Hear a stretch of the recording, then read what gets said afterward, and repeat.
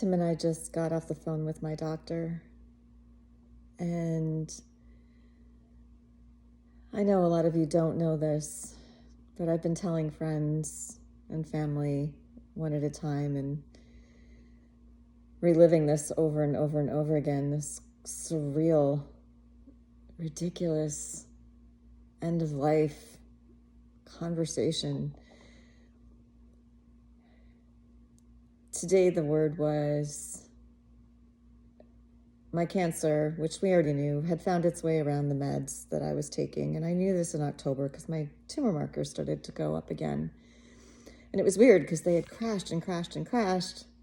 And I thought they'd go down to 0. And then when they were so close to the bottom, they started to rise again. And I'm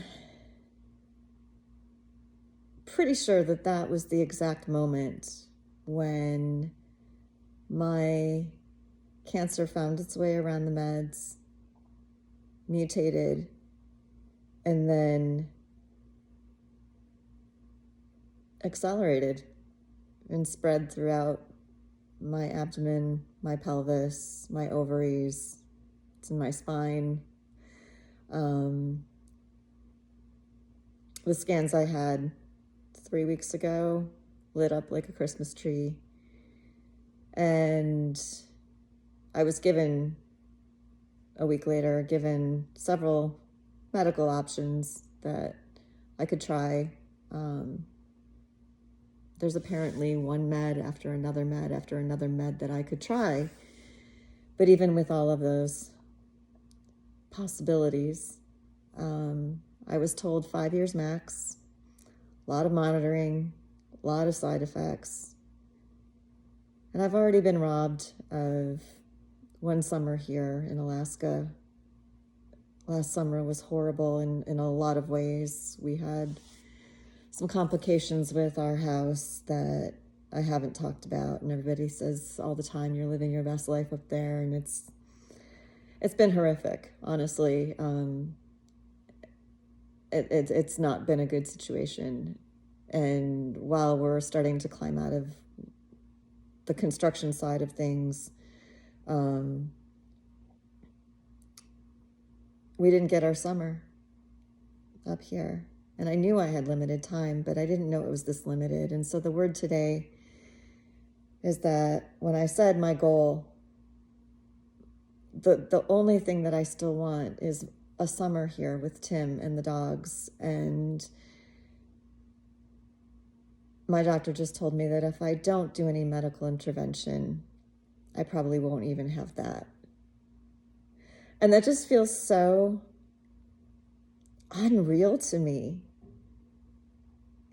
Like, my back hurts, and now I know it's cancer, but I thought I had just strained it. If that were the case, it wouldn't be getting worse, it would be getting better.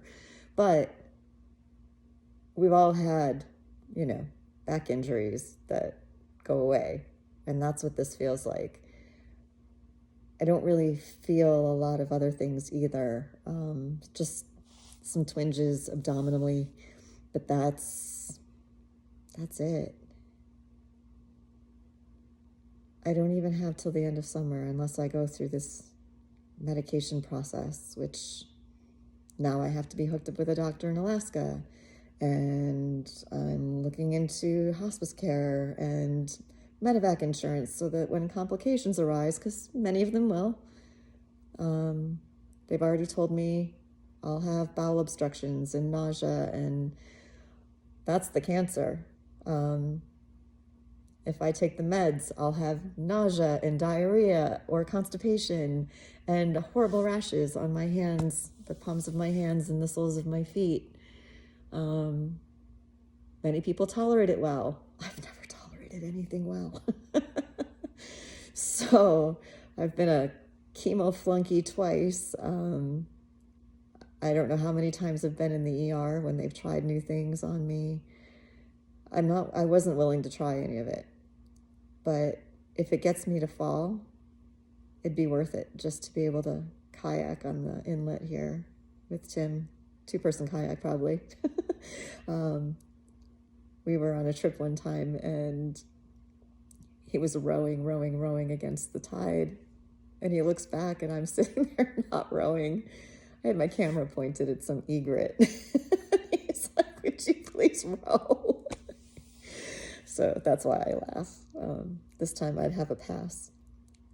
But we're working on him coming here. And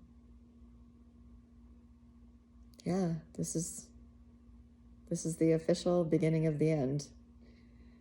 And I plan on keeping you guys updated as I go. Don't know how much I'll comment back, but I have so much art I've never been able to share. I've got a whole hard drive of images and a website I never really kicked off, and I don't want all that to die with me. So I'm gonna share it with you guys. If you're so inclined to have a piece of how I see the world, great. If you just want to look from a distance, that's great. I just want to share it. I hope you come along for the ride. Thanks. Love you guys.